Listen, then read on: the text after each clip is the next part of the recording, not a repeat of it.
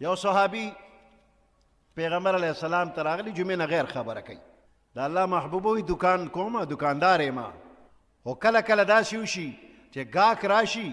نو ما سره سودا نه وي چې سودا والا ورکمه او کله کله داسې وشي چې سودا وي خو ګاهک نه راځي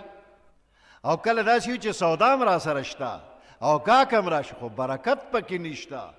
دا دکانداري مې لږه ښه شي نو دې دپاره څه وکړمه او دا د ټولو دکاندارو مسله ده چې کله پیسې نشته دکان کې مې سودا نشته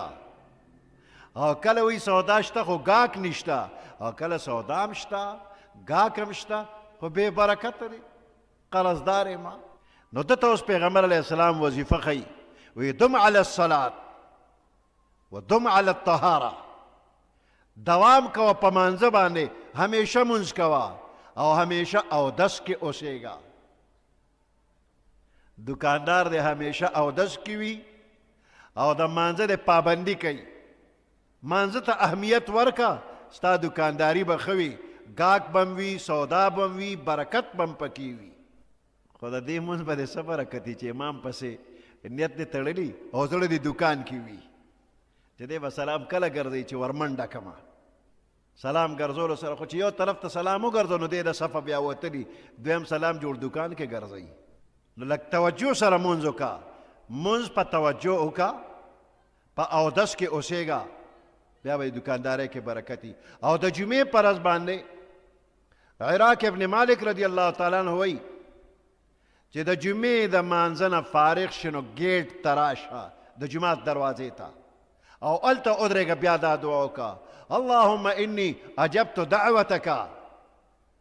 یا الله ستا دعوت مې قبول که ستا د حکم طاعت مې وکړه چې تا راته فرمایلی دي چې اذا نودي للصلاة من یوم الجمعة فاسعوا الى ذکر الله نو بس رالم جمعات ته جمعې مونځ مې وکړه او د هغې نه پس الله فرمایي اذا قضیت الصلاة فانتشروا زی خواره شئ په دې دنیا کې کاروبار دپاره وابتغوا من فضل الله فضل د الله غواړه نو اللهم انی اجبت دعوتک پروردګاره ستا دعوت مې قبول که وصلیت فریضتک یا الله ستا هغه فرض حکم مونځ مې وکړه فرض مې ادا کړل وانتشرت کما امرتنی اوس د جومات ته ووتمه څنګه چې دې راته امر کړی دی نو فرزقنی من فضلک خدای په خپل فضل مال رزق راکا وانت خیر الرازقین ته بهترین رزق ورکوونکی